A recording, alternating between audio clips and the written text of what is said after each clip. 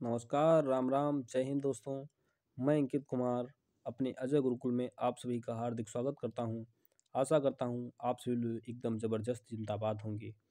आज हम लोग एसएससी एमटीएस 2023 को लेकर जीके जीएस की क्लास सेकेंड में बहुत ही महत्वपूर्ण प्रश्नों को अध्ययन करेंगे, जो कि हमारी परीक्षा की खोपड़ी में छेद करने के लिए बहुत ही महत्वपूर्ण है। दोस्तों, यदि आप हमारे चैनल पर अभी तक नए हैं तो हमारे चैनल को सब्सक्राइब अवश्य कर लें और बेल आइकन को दबाना ना भूलें, ताकि हमारे हर वीडियो की नोटिफिकेशन आप सभी तक पहुंचती रहे। तो दोस्तों, SSC MTS previous year question paper भी हमारे इसी चैनल पर करवाए जाएंगे। दोस्तों, आज हम अपनी क्लास का शुभारंभ आज के मोटिवेशन कोट के साथ करते हैं।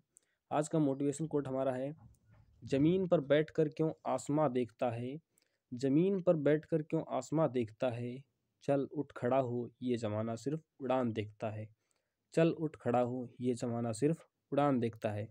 दोस्तों, इसी के साथ हम अपनी क्लास का शुभारंभ करते हैं।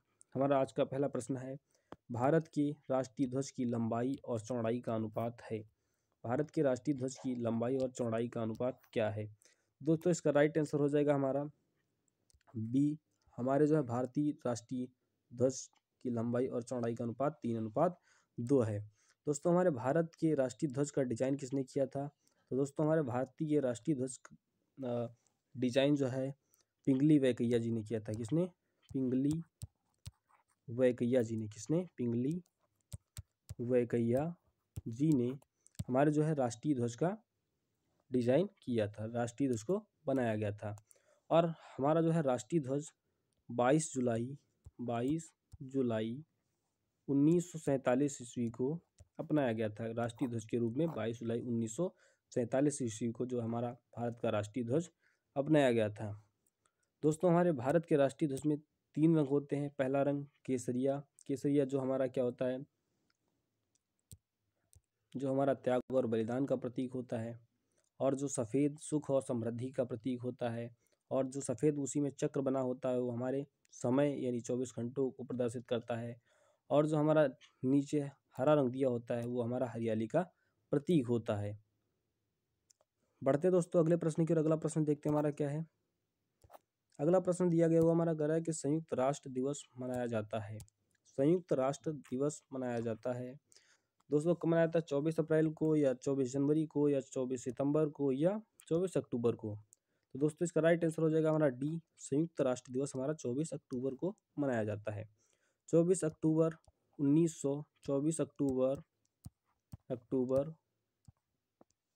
1945 ईस्वी को हमारी संयुक्त राष्ट्र संघ की स्थापना हुई थी। संयुक्त राष्ट्र संघ की स्थापना कब हुई थी? 24 अक्टूबर 1945 ईस्वी को।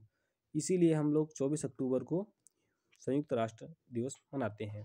दोस्तों, हमारा ऑप्शन ए में दिया हुआ है, कह रहा है कि 24 अप्रैल। 24 अप्रैल को हम कौन सा दिवस मनाते हैं? 24 अप्रैल को हम पंचायती राज दिवस मनाते हैं। कौन सा? पंचायती राज दिवस मनाते हैं। पंचायती राज दिवस मनाते हैं।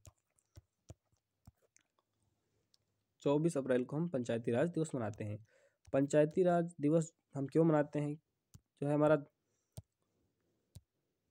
73वां संविधान संशोधन 1992, 73वां संविधान संशोधन हमारा कब हुआ था? 1992 ईस्वी में। कब हुआ था? 73वां संविधान संशोधन 1992 में हुआ था। ये हमारा 24 अप्रैल 1993 ईस्वी को लागू हुआ था। 24 अप्रैल 1993 ईस्वी को लागू हुआ था। इसी दिन से हम पंचायती राज दिवस 24 अप्रैल को मनाते हैं। और हमारा जो है पंचायती राज दिवस हमारा कब से मनाना जाने लगा? तो हमारा 24 अप्रैल 2010 से हमारा पंचायती राज दिवस मनाया जाने लगा। कब से? 2010 से पंचायती राज दिवस मनाया जाने लगा। जो है हमारा पंचायती राज जो हमारी जो है तृतीय पंचायती राज व्यवस्था। कैसी? त्रिस्तरीय पंचायती राज व्यवस्था। पंचायती राज व्यवस्था ये किसने दी थी? ये जो थी बलवंत राय मेहता समिति ने किसने दी थी? त्रिस्तरीय पंचायती राज व्यवस्था किसने दी थी? बलवंत राय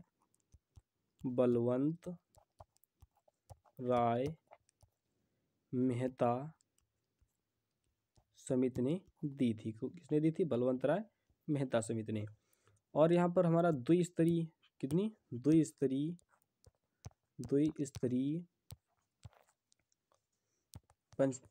पंचायती राज व्यवस्था किसने की थी? पंचायती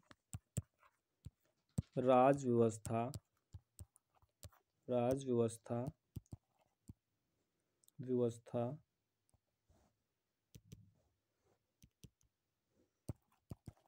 किसने की थी? द्विस्तरीय पंचायती राज व्यवस्था हमारी अशोक राय मेहता समिति की सिफारिश पे की गई थी। इसके अशोक राय मेहता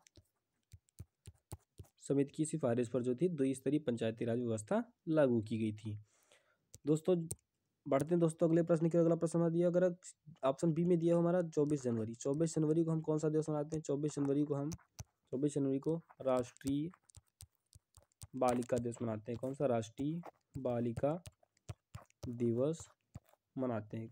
कौन सा दिवस मनाते हैं? राष्ट्रीय बालिका दिवस हम 24 जनवरी को मनाते हैं। किसके जन्म दिवस पर मनाते हैं?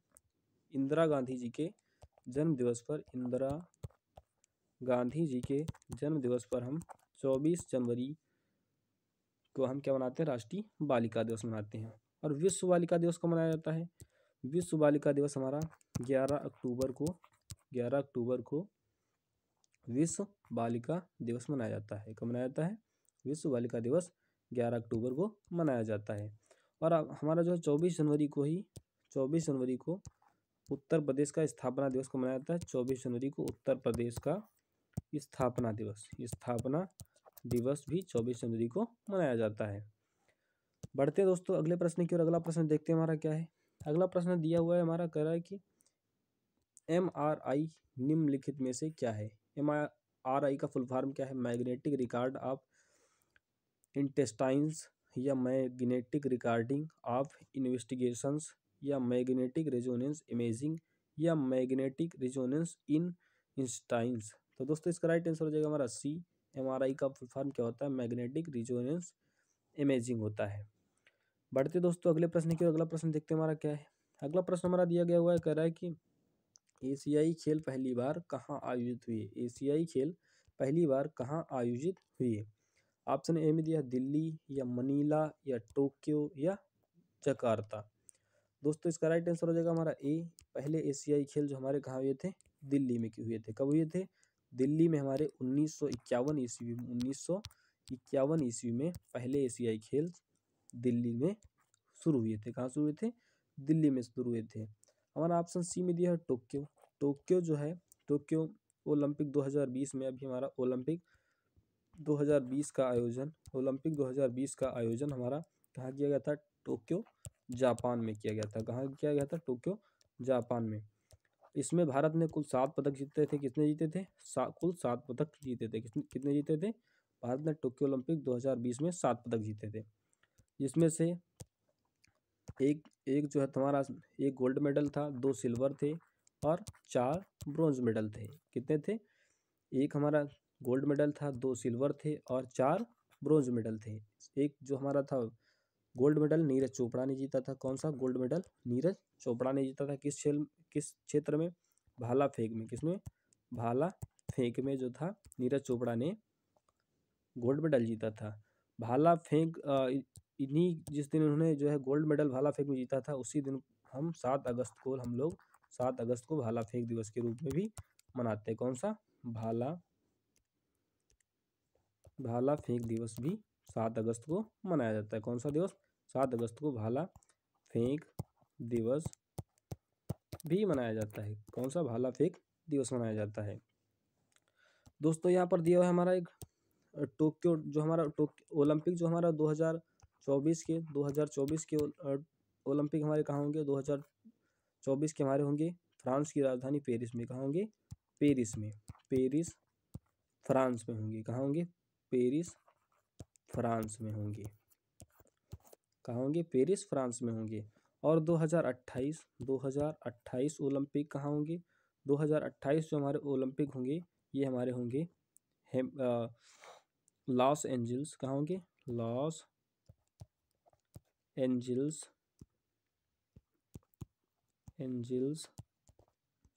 अमेरिका में, यूएसए में होंगे। कहाँ होंगे? लॉस एंजल, यूएसए में होंगे।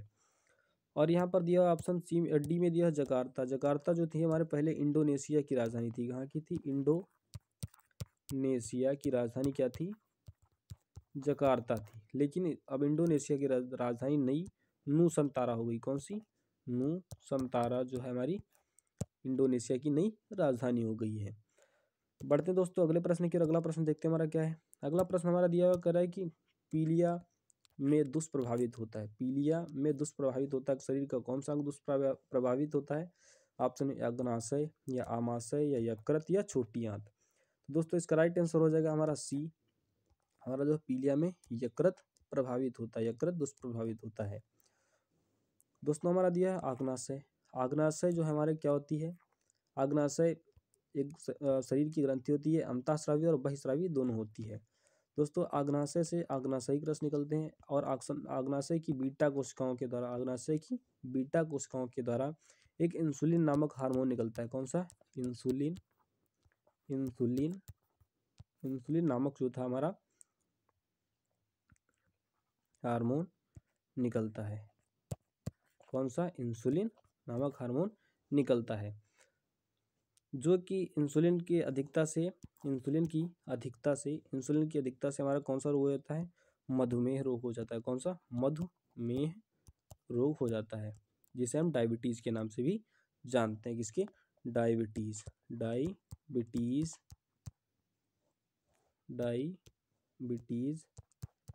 या मधुमेह के नाम से भी जानते हैं। किसको हम? इंसुलिन की अधिकता से कौन सा होता है? मधुमेह रोग हो जाता है।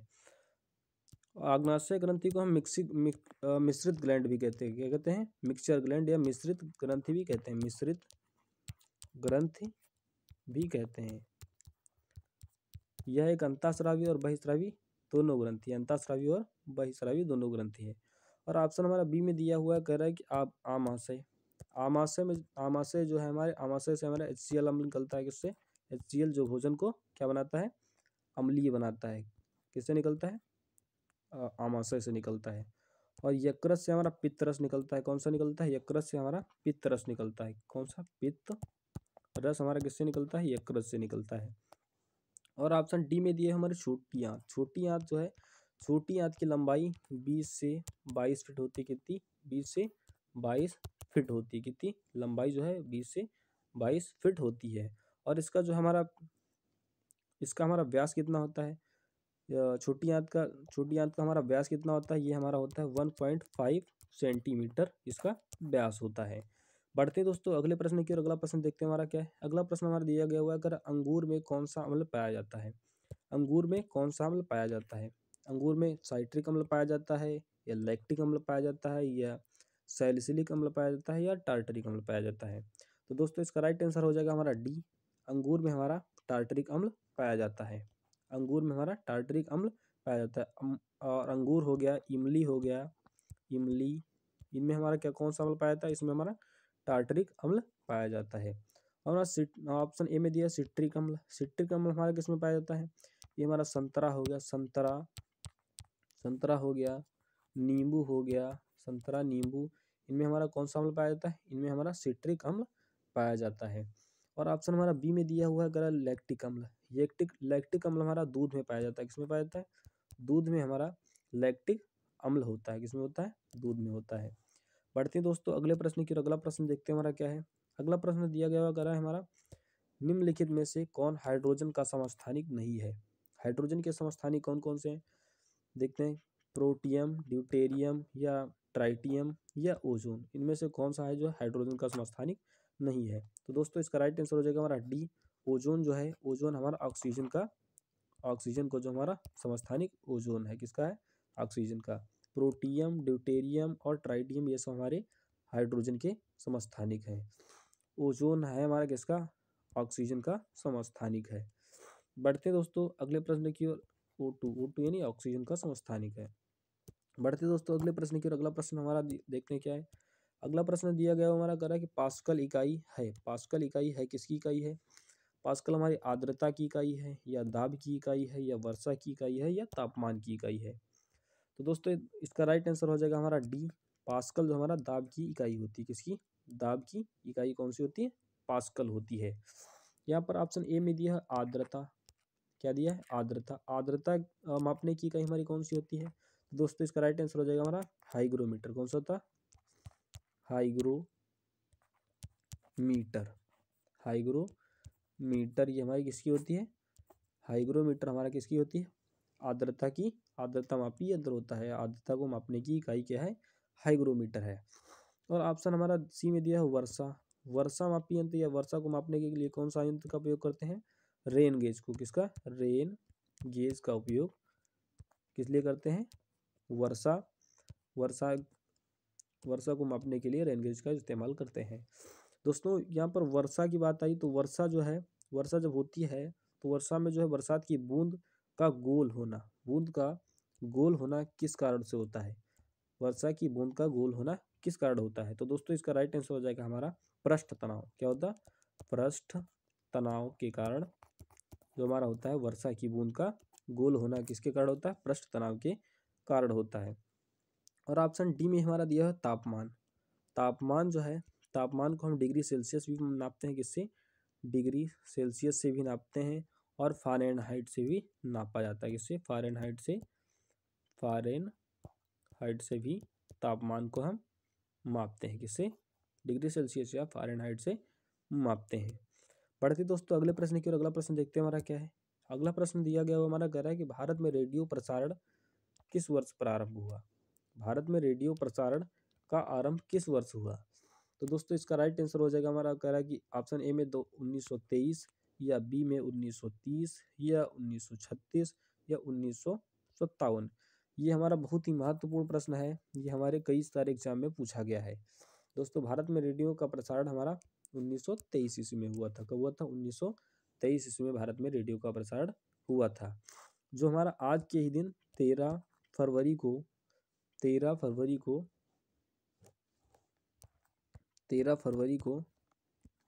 हमारा कौन सा दिवस मनाया जाता है? 13 फरवरी को रेडियो दिवस, विश्व रेडियो दिवस। कौन सा? विश्व रेडियो दिवस कब मनाया जाता है? हमारा 13 फरवरी को विश्व रेडियो दिवस मनाया जाता है। तो दोस्तों इसका राइट आंसर हमारा हो जाएगा ए। बढ़ते दोस्तों अगले प्रश्न की ओर। अगला प्रश्न देखते हैं हमारा क्या है।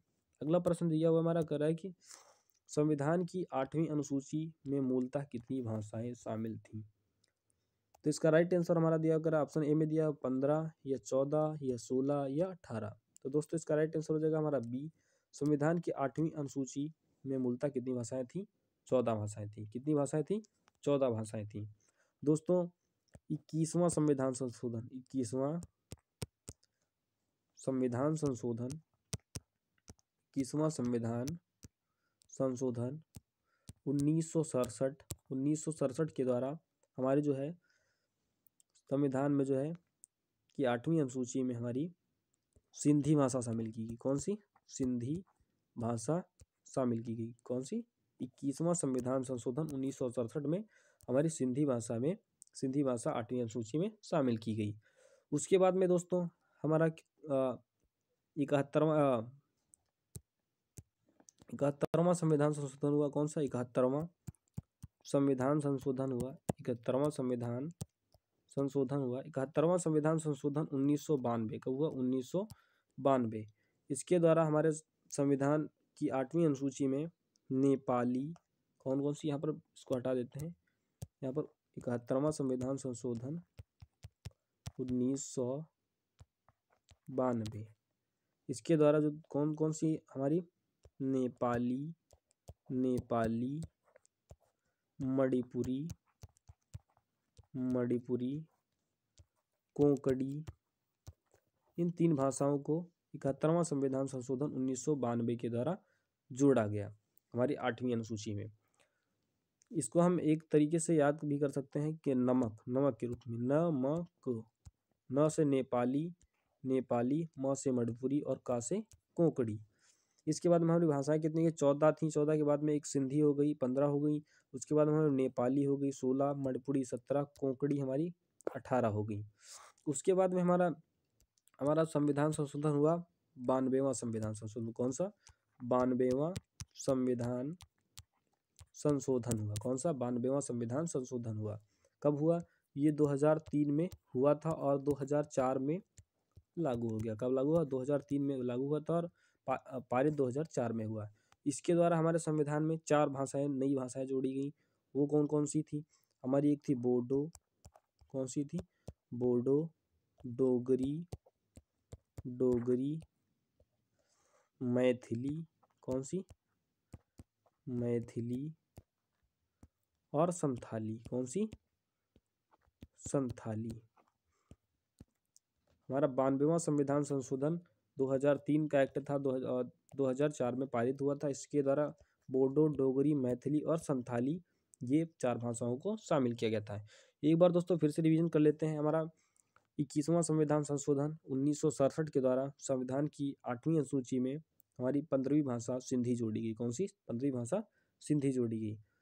उसके बाद में हमारा 71वां संविधान संशोधन 1992 में हुआ। इसमें हमारी नेपाली, मणिपुरी, कोंकणी 3 भाषाओं को जोड़ा गया। उसके बाद में हमारा 92वां संविधान संशोधन हुआ। 92वां संविधान संशोधन 2003 का था और 2004 में पारित हुआ। इसमें हमारी बोडो, डोगरी, मैथिली, संथाली इन 4 भाषाओं को जोड़ा गया। बढ़ते दोस्तों अगले प्रश्न की ओर। अगला प्रश्न देखते हैं हमारा क्या है। अगला प्रश्न हमारा दिया गया हुआ कह रहा है कि गेटवे ऑफ इंडिया कहाँ अवस्थित है? गेटवे ऑफ इंडिया कहाँ स्थित है? बेंगलोर में या कोलकाता में या मुंबई में या नई दिल्ली में? तो दोस्तों इसका राइट आंसर हो जाएगा हमारा सी। गेटवे ऑफ इंडिया कहाँ स्थित है? मुंबई में स्थित है। कहाँ स्थित है? मुंबई में स्थित है। ऑप्शन ए में दिया है बेंगलोर। बेंगलोर को हम किस नाम से जानते हैं? Silicon valley. किस नाम से? सिलिकॉन वैली को हम बेंगलोर को हम सिलिकॉन वैली के नाम से भी जानते हैं। दोस्तों हमारा दिया ऑप्शन बी में दिया कोलकाता। कोलकाता में William fort college, William fort college, fort college, William fort college कहाँ स्थित है? कोलकाता में स्थित है। और यहाँ पर दिया ऑप्शन डी में दिया हुआ क्या दिया है? नई दिल्ली। नई दिल्ली हमारे क्या है? लाल किला। लाल किला, लाल किला कहाँ स्थित है? दिल्ली में स्थित हमारा लाल किला। कुतुब मीनार, कुतुब मीनार, कुतुब मीनार हमारा किसके द्वारा निर्मित किया? कुतुबुद्दीन ऐबक द्वारा। कुतुबुद्दीन ऐबक के द्वारा इसकी निर्माण की शुरुआत हुई थी और इसको पूर्ण हमारा इल्तुतमिश ने करवाया था। किसने? इल्तुतमिश ने इसको पूर्ण करवाया था। लाल किला हमारा किसने बनाया था? शाहजहां ने बनवाया था। किसने? शाहजहां ने हमारा लाल किला बनवाया था। तो दोस्तों इसका राइट आंसर हो जाएगा हमारा सी। गेटवे ऑफ इंडिया कहाँ स्थित है? मुंबई में। और हमारा इंडिया गेट कहाँ स्थित है? इंडिया गेट हमारा नई दिल्ली में इंडिया गेट है स्थित है। इसमें ये बड़ा बहुत ही महत्वपूर्ण क्वेश्चन है। इंडिया गेट, इंडिया गेट हमारा कहाँ? नई दिल्ली में। और गेटवे ऑफ इंडिया कहाँ स्थित है? मुंबई में। इंडिया गेट में हाल ही में सुभाष चंद्र बोस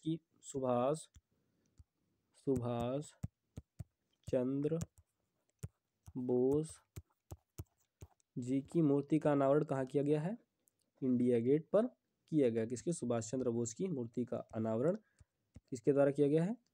प्रधानमंत्री के द्वारा सुभाष चंद्र बोस की जो प्रतिमा का अनावरण किया गया है।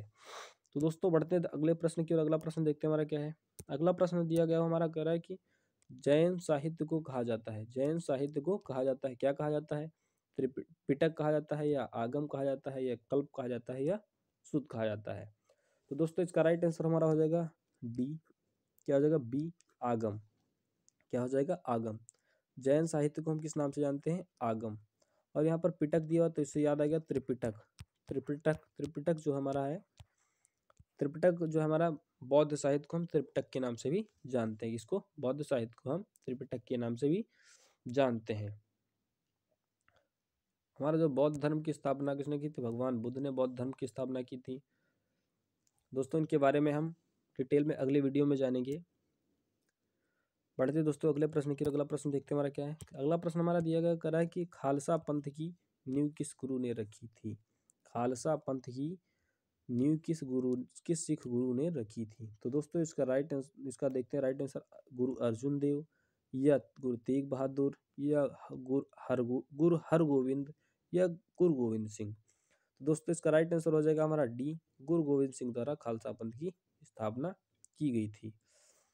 दोस्तों हमारा ऑप्शन में दिया हुआ है, बी में दिया हुआ हमारा यहाँ पर सी ऑप्शन में दिया हुआ कह रहा है कि गुरु तेग बहादुर। गुरु तेग बहादुर को हम किस नाम से जानते हैं। गुरु तेग बहादुर को हम हिंद की चादर के नाम से भी जानते हैं। हिंद की चादर, हिंद की चादर के नाम से हम गुरु तेग बहादुर को जानते हैं।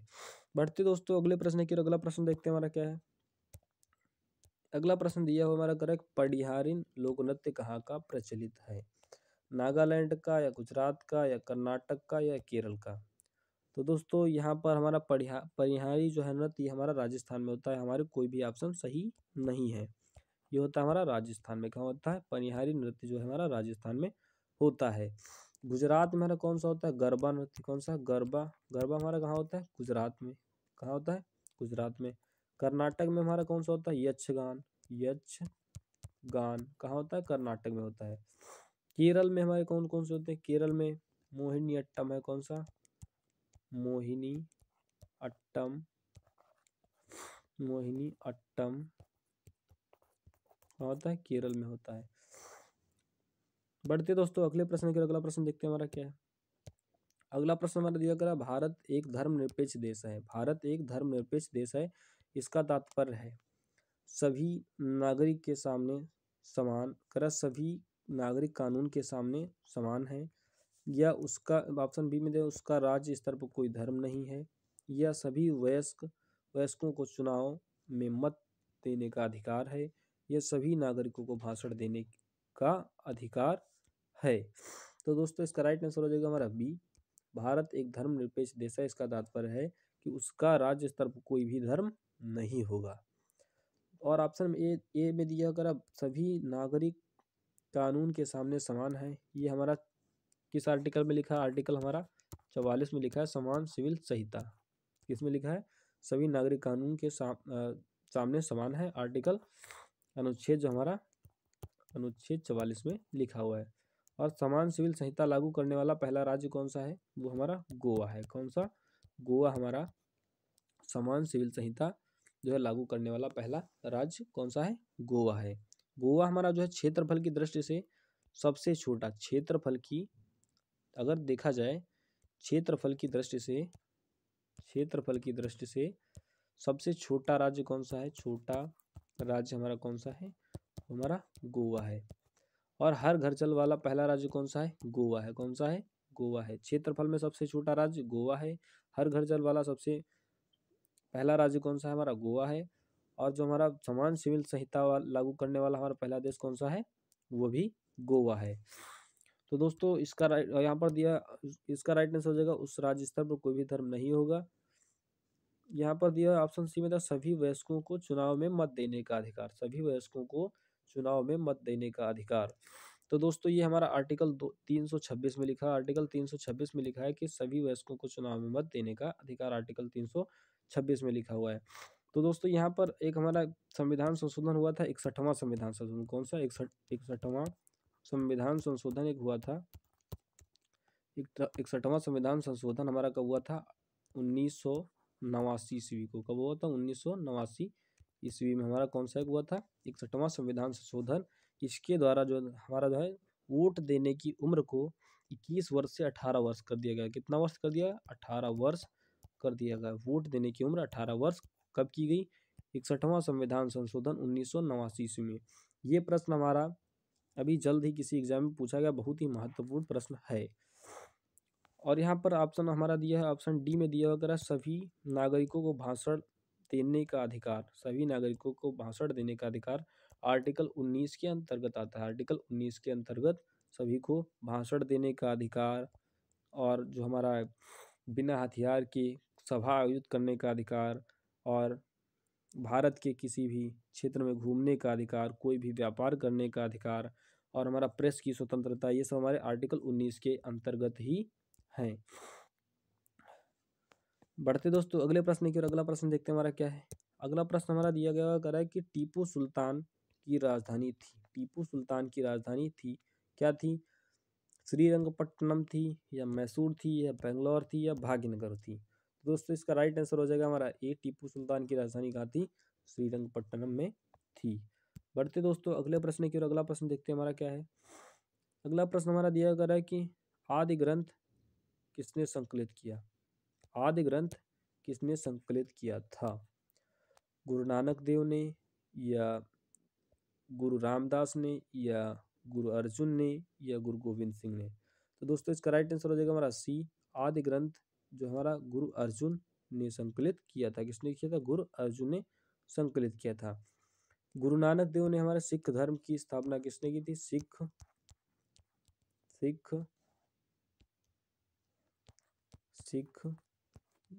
धर्म की स्थापना किसने की थी? गुरु नानक देव ने जी ने। किसने सिख धर्म की स्थापना? हमारा गुरु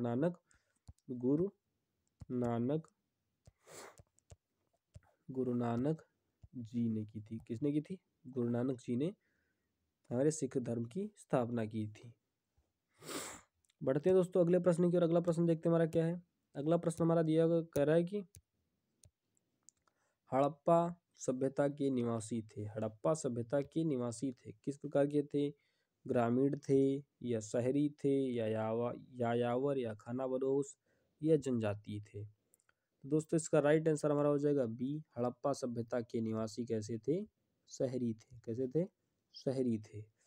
बढ़ते दोस्तों अगले प्रश्न की ओर। अगला प्रश्न देखते हैं हमारा क्या है। अगला प्रश्न हमारा दिया गया कह रहा है कि हड़प्पावासी किस वस्तु के उत्पादन में सर्वप्रथम थे? हड़प्पावासी किस वस्तु के उत्पादन में सर्वप्रथम थे? दोस्तों ऑप्शन ए में दिया मुद्राएं, या कांसे के औजार, या कपास, या जौ? तो दोस्तों इसका राइट आंसर हो जाएगा हमारा सी, वासियों के द्वारा सर्वप्रथम कपास का उत्पादन किया गया।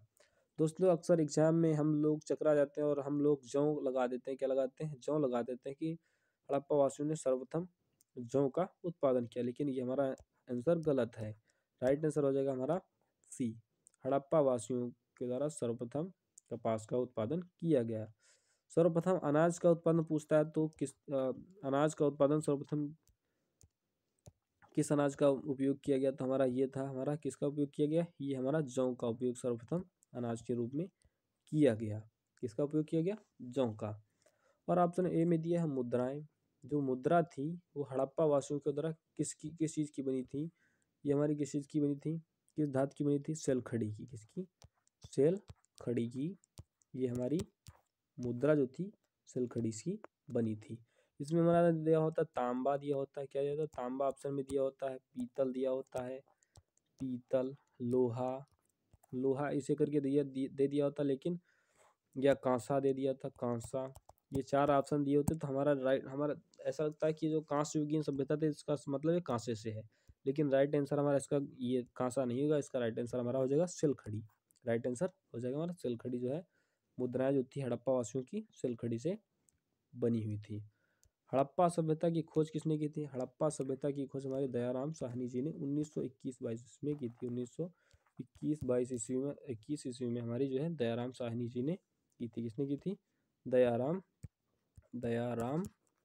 साहनी जी ने की थी। किसने की थी? दयाराम साहनी जी ने 1921 ईस्वी में हड़प्पा सभ्यता की खोज की थी। हड़प्पा सभ्यता हमारी कांस्य युगीन सभ्यता थी। कैसी थी? कांस्य युगीन सभ्यता थी। कैसी? कांस्य युगीन सभ्यता थी। दोस्तों इसी के साथ हमारा सेशन समाप्त होता है और आप सभी के लिए होमवर्क के लिए एक प्रश्न दे रहे हैं हम। आप सभी को बताना है कि हमारे संविधान